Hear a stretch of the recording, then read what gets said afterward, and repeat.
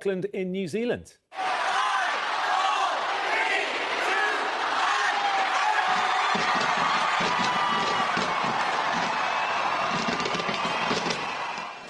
Thousands gathered at the Sky Tower for the spectacle. A 10-second countdown projected onto the base of the tower kicked off the firework display, which drew cheers from the crowds, and the top of the tower lit in different colours as fireworks exploded into the sky.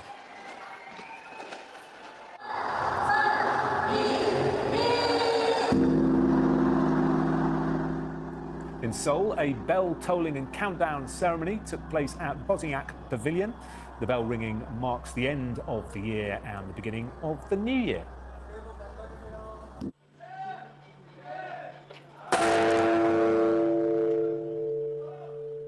A similar event in Tokyo, where bells were rung a total of 108 times at the Zojoji Buddhist temple.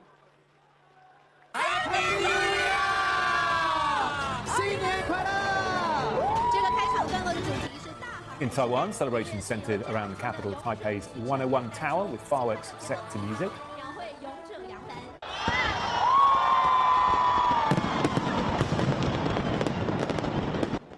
While in Malaysia, the Tronas Twin Towers in Kuala Lumpur provided the backdrop for their New Year firework celebrations, welcoming in 2026.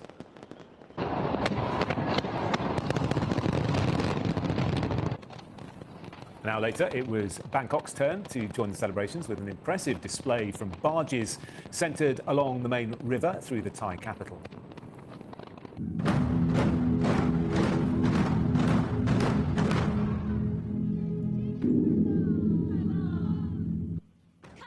This was very cool. China drumming in the new year with a spectacular show of lights and colour at the Great Wall in the north of the country. Synchronised drummers performed before an audience as drones appeared in the sky above. Look at that.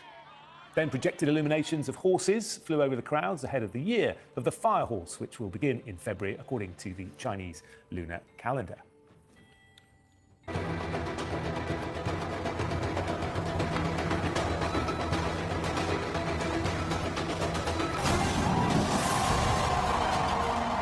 In Dubai, New Year revellers watched the performance in the fountains at the base of the Burj Khalifa before fireworks burst from the world's tallest building on the stroke of midnight there.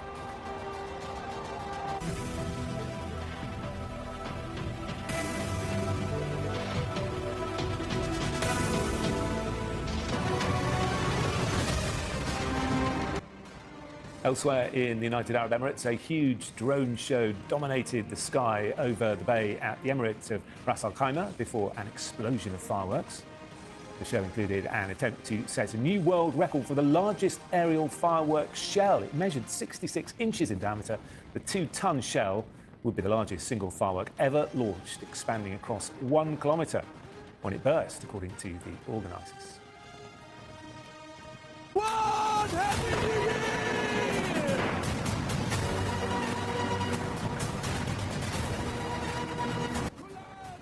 And in Doha, the New Year's countdown fireworks were also combined with a drone show and illuminations marking what was the first of its kind of celebration in Qatar. AM, and inside this New Year's Eve party, you can see a glimpse of the deadly inferno as people try to escape the flames through the windows. In the words of the police, an evening of celebration turned into a nightmare. The night sky of this Swiss mountain resort lit up not in celebration, but in alarm. Nearby hospitals were quickly overwhelmed with the dead and injured. Dozens of people are thought to have been killed, but the police have warned it'll take time to identify them. And more than 100 people are injured, most of them seriously. The community in the heart of the Swiss Alps is in shock themselves. I cannot hide it from you. We are shaken by what happened last night in Caen. On behalf of the command of the Valais Police, I extend my deepest sympathy to the victims and the families affected by this tragedy. I assure them of our support during this particularly dramatic and painful moment. The police say it's too early to determine the cause of the fire, but right now don't believe it was a deliberate attack. Firefighters are describing the blaze as a flashover. It's when flames can trigger the release of combustible gases that can then ignite explosively. Many gory scenes. There were many who were very strong. Who stayed strong and who understood that their life was in grave danger but decided that mentally it was more important to stay calm. This promotional film of the venue, La Constellation, shows a basement bar. It would have been packed with people on one of the busiest nights. It offers a clue as to how hard it would have been to escape. In a region busy with tourists skiing on the slopes, the authorities have called on people to avoid any accidents because they're already overwhelmed. This is a popular holiday resort and several nationalities are thought to be among the victims. There will be many painful days ahead. Currency has fueled a third day of demonstrations in the capital, Tehran. Shopkeepers and market stall holders began protesting against rocketing food prices on Sunday, and today they were joined by university students demanding political change. There have also been protests in other parts of the country. With the latest, here's Paham Gobadi from the BBC's Persian service. A young Iranian woman is shouting, "Don't be scared. We are all united." In Tehran's Grand Bazaar today, the third day of protests. Here, demonstrators throw stones at security forces, who retreat and shoot tear gas. It all began after the Iranian currency hit a record low.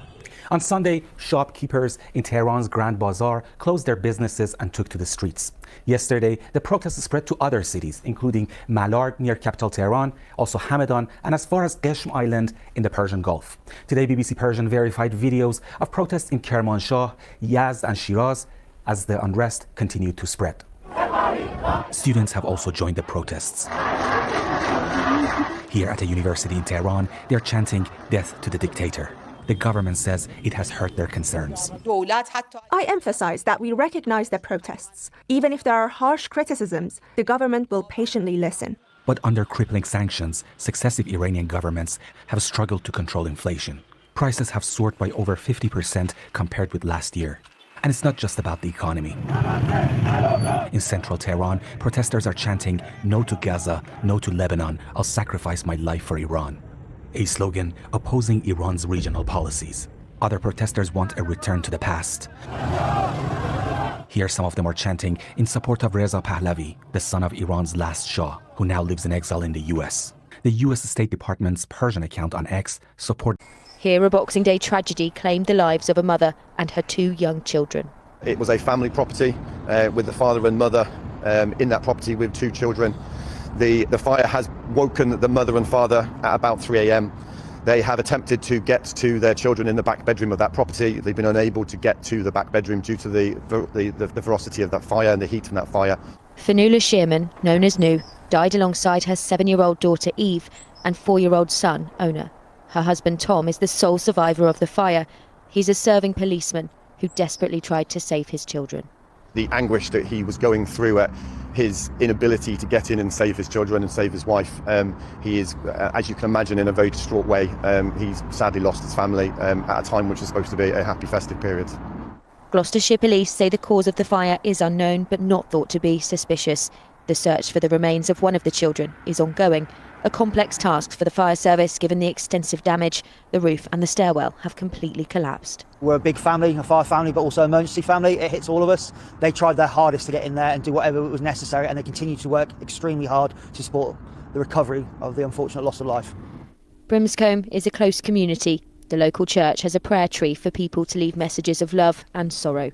A small gesture for a father who has lost so much. Rosie Dowsing, ITV News.